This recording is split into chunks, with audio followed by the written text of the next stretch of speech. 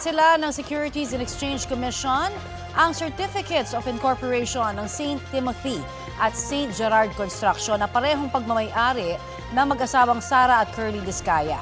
Ayon sa SEC, ito ay dahil sa pagsusumite ng dalawang kumpanya ng maling impormasyon tungkol sa beneficial ownership.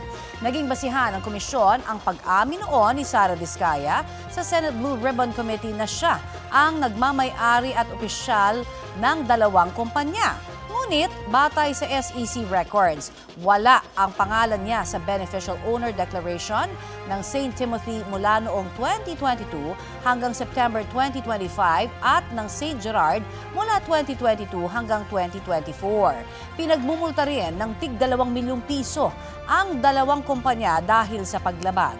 Ayon sa SEC, binigyan ng 15 araw ang dalawang kumpanya para magpaliwanag pero hindi nila ito ginawa. Wala pang pahayag dito ang kampo ng mga Diskaya.